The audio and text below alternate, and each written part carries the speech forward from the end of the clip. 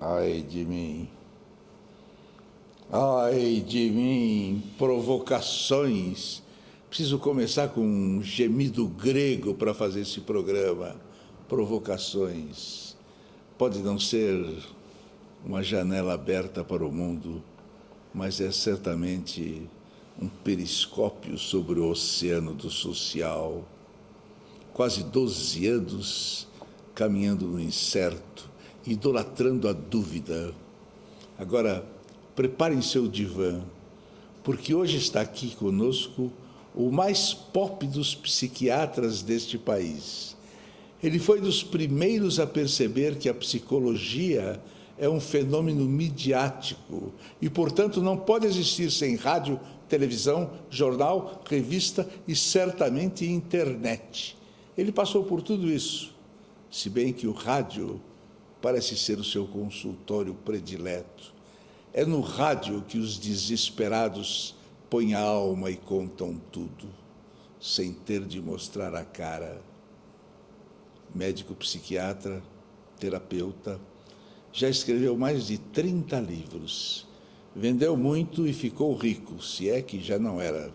Agora, deitem-se em seus divãs, porque ele é Flávio Gicovati.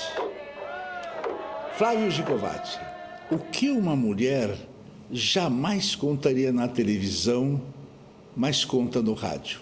No rádio, eu encontrei uma coisa extraordinária. Olha, o meu programa de rádio é feito com plateia. Eu gravo numa livraria, no auditório da Livraria Cultura, que é um auditório para 200 pessoas, toda semana o programa que vai ao ar depois, no domingo, no rádio. Mas ele é gravado ao vivo, com participação ativa, e as pessoas, mesmo lá, umas na frente das outras, conversam e falam de intimidade e de coisas subjetivas ligadas à questão principalmente sexual, que é muito difícil você imaginar que possa acontecer em qualquer outro veículo. Nós recebemos muitos e-mails. Nos e-mails, então, tem de tudo, não é? Sexo grupal, opinião da gente sobre sexo anal, sobre homens que têm interesse em também ser penetrados durante a relação heterossexual, enfim, tudo que você pode imaginar e coisas que dificilmente se pode supor que num programa de audiência aberta, não é, pudesse vir a acontecer. Seus pacientes mentem? Muito pouco. Um ou outro, sim. Principalmente aqueles que fazem uso de drogas, não é? Esses tendem a minimizar a quantidade da droga usada, do álcool principalmente, e também tendem a dizer que eles são menos viciados do que efetivamente são, que eles largariam a qualquer momento, etc. Algumas pessoas contam histórias totalmente sem cabimento, e a gente fica sabendo disso só quando uma terceira pessoa vem falar sobre ela, porque eu não tenho como saber e nem imaginar que o indivíduo venha até a clínica, gaste bastante dinheiro para ficar mentindo para mim, mas tem tudo no mundo. Flávio Gicovati, eu vou, antes de fazer a pergunta, eu vou falar duas frases. Uma é... o mais importante não é o amor, o mais importante é a gentileza. E a segunda é, do mesmo autor, Dostoiévski: o casamento é a morte de qualquer alma. Agora a pergunta para o Gicovati. Flávio Gicovati, qual a pior coisa hoje no casamento? Então, você sabe que o casamento não sei se é a morte da alma, depende com quem você se casa. Eu acho que o maior problema do casamento é a escolha do parceiro. Se você é uma pessoa íntegra, se você é uma pessoa legal, e essa primeira coisa, a gentileza, faz parte desta postura empática da preocupação e cuidado com o outro também. Quando existe essa atitude empática, e quando você escolhe uma outra pessoa para parceiro sentimental, que também seja empático, o que, na verdade, pressupõe uma certa maturidade emocional de você estar bem consigo mesmo e não se encantar com o seu oposto, que, infelizmente, é a regra. Quando você tem um parceiro com características parecidas com a sua e que também é gentil, como você, se você for. Porque se você não for gentil, você, na verdade, vai ser o inferno da vida do outro. Não é? Se você é uma pessoa legal e encontra um parceiro igualmente legal, esse casamento pode ser a harmonia e uma união de forças e alguma coisa que faça com que as pessoas vivam em concórdia e seja uma forma riquíssima de crescimento pessoal, além de que isso pode gerar frutos bonitos também, no sentido de ter filhos legais, filhos que crescem num ambiente aconchegante, crescem com um exemplo padrão único e de qualidade e que, como regra, também se transformam em adultos legais. Eu perguntei qual era a pior coisa do casamento, você falou que a coisa do casamento o casamento é maravilhoso. Eu falei que a pior coisa do casamento é você escolher mal o parceiro. Se você escolher mal o parceiro, está frito mesmo. E nas relações profissionais? Trabalho é um problema, viu, Abujamra? Porque a grande maioria das pessoas não escolhe o trabalho, não gosta do que faz, é obrigado por circunstâncias até de sobrevivência material a tolerar chefias grosseiras. Então, o trabalho é muito complicado. Eu acho que felicidade no trabalho, quer dizer, gente que pode dizer que ir trabalhar é aproveitar a vida com alegria, corresponde talvez a um número irrisório, menos de 2%, 3% da população. A maior parte das pessoas faz aquilo para ganhar o pão e tudo é muito difícil e tudo é muito cansativo, monótono e sem estímulo. E qual é a pior coisa nos momentos puramente sexuais? Pior coisa nos momentos puramente sexuais, para o homem, continua sendo o fracasso inesperado. Né? Quer dizer, quando ele tem toda uma expectativa positiva de que ele vai conseguir ter um desempenho adequado à altura daquele contexto, está com uma mulher que ele admira, que ele valoriza, que ele acha bonita, atraente, e, de repente, ele se vê sem ereção, e às vezes sem ereção, justamente por causa deste monte de qualidades da mulher e por admirá-la demais. Você sabe que a admiração pode ser um fator de inibição da sexualidade, justamente porque, infelizmente, na nossa cultura, existem correlações mais fortes entre o sexo e a agressividade do que o sexo e a ternura. Para a mulher, tem muitas dificuldades. Uma das maiores, que as mulheres se queixam muito, é ter que ter relação sexual ou intimidade com um parceiro que elas não admiram mais, que elas não querem mais, quer dizer, dentro de um casamento em que elas se sentem, às vezes, obrigadas a ter intimidade sexual, vamos dizer, quase que de uma forma escravizada mesmo, por pressão do chamada obrigação conjugal. Quer dizer que não há uma boa trepada? Mas não, você perguntou qual era a pior. Agora eu resolvi responder ao Fala pé melhor, da letra. qual é a melhor? A melhor é quando você consegue criar um clima erótico numa relação onde o amor e a ternura é muito forte. O que não é fácil, hein? É um desafio muito grande.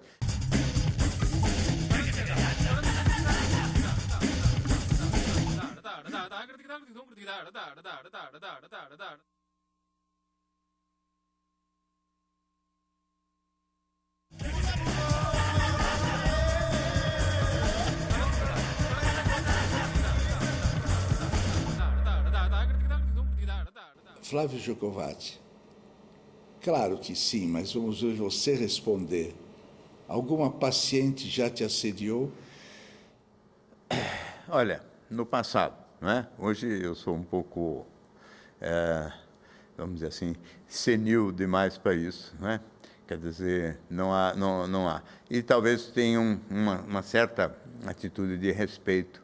O assédio sexual mesmo aconteceu muito poucas vezes, porque realmente eu não crio nenhum contexto e nem clima de abertura para isso, né?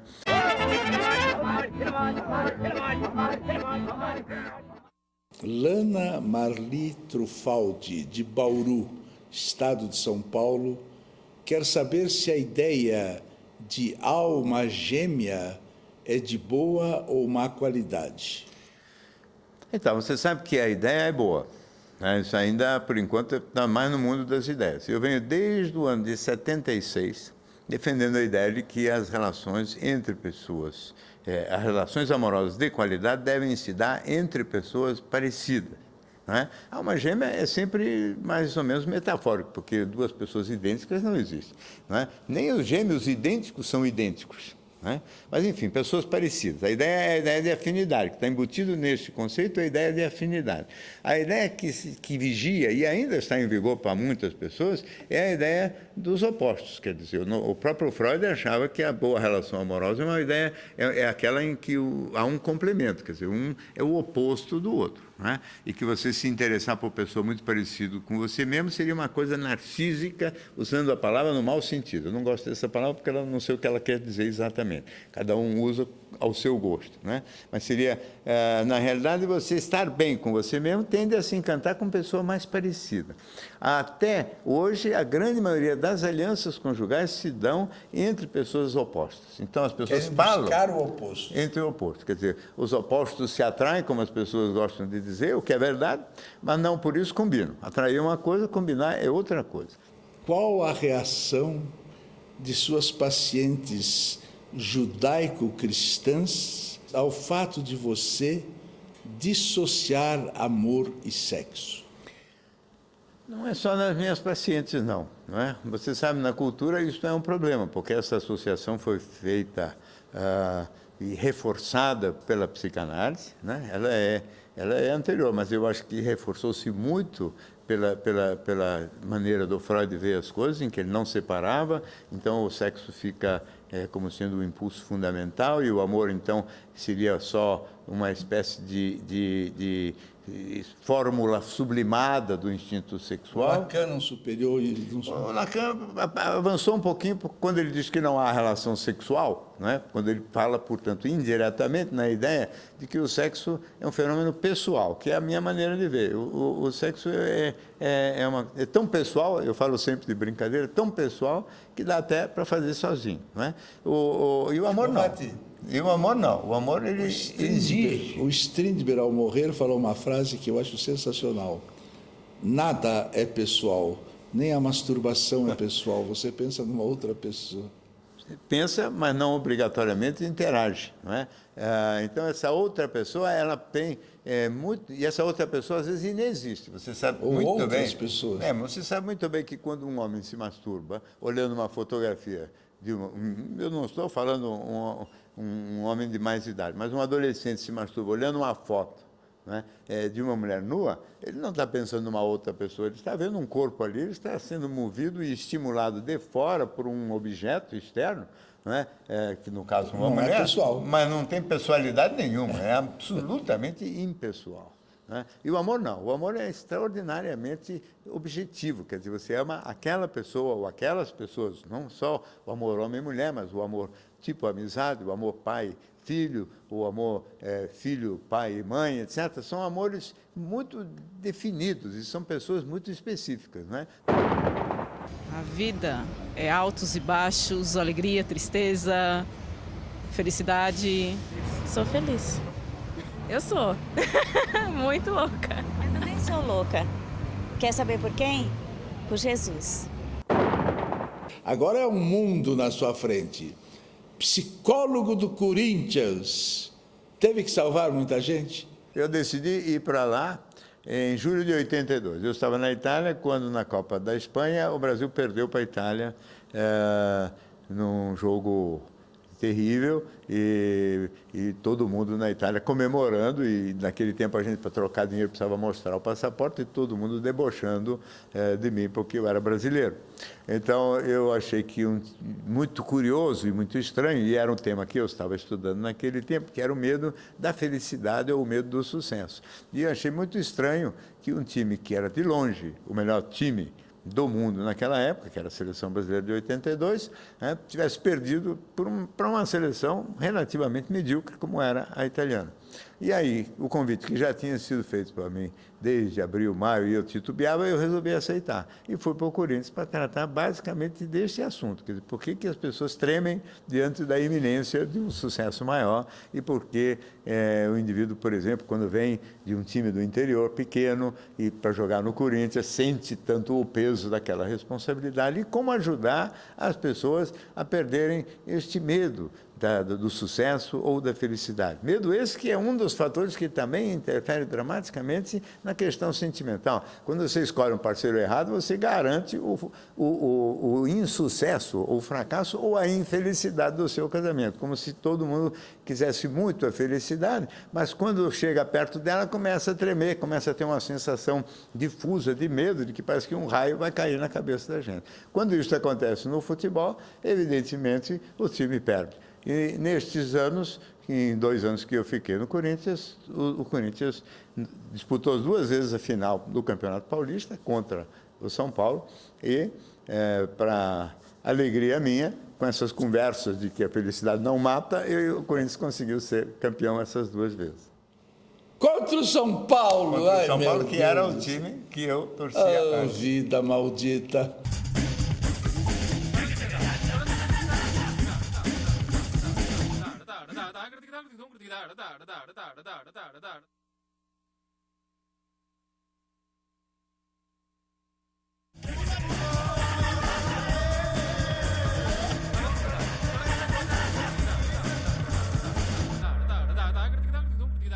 Filho de um judeu comunista, Flávio Gicovati foi estudar em Londres e a minha pergunta é: conseguiu purgar o stalinismo? Meu pai foi um imigrante judeu que chegou com 10 anos, 12 anos no Brasil, no Rio de Janeiro, se formou médico nos anos 20, na Universidade Federal do Rio de Janeiro, Universidade do Brasil na época, e em 32, quando ele se formou, ele realmente se tornou quase que funcionário do Partido Comunista. Já estava absolutamente insatisfeito em 35, mas foi preso assim mesmo, então ele esteve preso e é um dos personagens do Graciliano Ramos, no Memórias do Cárcere. Porém, ele absolutamente não simpatizou com Stalin nunca. E ele, quando saiu, em 37, veio para São Paulo, ajudou a fundar o Partido Trotskista, que era absolutamente anti-stalinista. Depois, esse partido, evidentemente, não vingou também. Em 45, ajudou a fundar o Partido Socialista. Foi secretário-geral e depois presidente do partido em São Paulo, até esse partido ser fechado em 64. Sempre foi um homem de esquerda democrático, um idealista, talvez um pouco mais ingênuo do que devesse, e morreu em 79 ajudando a fundar o Partido dos Trabalhadores. Mas você disse que o sistema capitalista sonha com a infelicidade humana? Eu digo que o sistema não tem nenhum interesse na felicidade, porque a felicidade não é consumista. Não é? As pessoas felizes, e isso aqui aparece até naqueles sonetos e poemas dos músicos românticos também da primeira metade do século XX brasileiros, não é? Da casinha de sapé atrás da montanha, quer dizer, gente feliz quer sossego, quer paz, quer a casinha de sapé, não está precisando de iates, nem de aviões, nem nada disso. A felicidade ela é menos exigente de coisas materiais, menos exigente de demandas de todo tipo, de maneira que o mundo que viva do consumo realmente não pode simpatizar muito e nem ajudar muitas pessoas a perseguir os caminhos que desembocam na felicidade, porque isso não vai ser bom para o negócio. Flávio, quem maior mal causou ao mundo? A religião, os bancos, o poder? Quem? Olha, a religião certamente não foi. Tem muita gente que gosta de achar que a religião é o vilão da história, né? A religião é uma necessidade do ser humano, e que também está difícil, mesmo dos mais árduos materialistas, acabar com ela, porque há uma necessidade enorme de um certo aconchego cósmico para nós, totalmente desamparados e perdidos aqui na Terra. Os bancos são parte de uma estrutura econômica que os próprios homens construíram, não é? Então, eu não posso também responsabilizar pequenos grupos. Eu acho que o maior problema da nossa espécie, e que está sem solução mesmo, é a vaidade. E a vaidade humana, que é talvez o motor de todo esse jogo de poder, a ganância, é motor de todos os grandes desequilíbrios, vamos dizer assim, nas relações entre as pessoas, é parte do instinto sexual, quer dizer, um prazer erótico de se exibir, de se destacar, de chamar a atenção, de querer para si as atenções, e isto é um dos problemas, porque como a vaidade é um dos temas mais mal estudados, e não interessa para ninguém estudar isso, é incrível, né? Você sabe, eu publiquei um livro que se chamava Vício dos Vícios, sobre a vaidade, é um livro que foi um dos meus retumbantes fracassos, né? Ninguém comprou. Ele hoje só se encontra para download gratuito no meu site, porque ninguém quer saber disso, né? Na psicanálise não existe a palavra. Eles substituíram a palavra vaidade por narcisismo, que é uma palavra equívoca, e no vocabulário de psicanálise do Pontalis, que é um clássico francês, não existe a palavra vaidade. Então, botaram a vaidade para debaixo do tapete, e é ela o grande motor. A filosofia acha que a palavra é fascista? Não é que a palavra é fascista, eles resolveram substituí-la por esta do narcisismo, mas o narcisismo é um termo genérico, que às vezes é usado como vaidade, às vezes como amor por si mesmo, que não existe, porque o amor para mim é sempre interpessoal, também às vezes é usado como sinônimo de egoísmo, então fica uma palavra com muitos sentidos. Você é religioso? Eu não sou religioso no sentido de prática, eu não pratico nenhuma religião, mas eu não sou um ateu. Flávio Gicovati, o que é a vida? Então, essa pergunta eu vou responder de uma maneira talvez estranha. Justamente por isso que eu não queria que você ficasse fazendo perguntas outras diferentes das que você fez, porque ela transborda de longe o meu nível de conhecimento. Não sei responder. Não sei o que é a vida. Eu sei que a vida acontece, eu sei que a gente, quando se conscientiza de que está vivo, o fato já está consumado. A segunda consciência é de que ela é finita, o que dá a característica dramática e, ao mesmo tempo, intrigante e estimulante da vida. Eu acho que as pessoas, às vezes, ficam muito incomodadas com o fato de nós vivemos numa condição de incerteza, e que, portanto, não sabemos nunca quando e como tudo vai terminar e de que modo, não é? É absolutamente indispensável para que o homem possa ser aquilo que ele é, porque se a gente soubesse que vai viver tantos anos em tais condições até o dia tal, provavelmente nós não teríamos o estímulo, a criatividade e a intrigante cultura que fomos capazes de construir. Então, eu vou fazer a última pergunta mesmo. Sim. Flávio Gicovati, o que é a vida? Não sei. Então, daqui um abraço, que a única coisa falsa desse programa é o abraço, viu?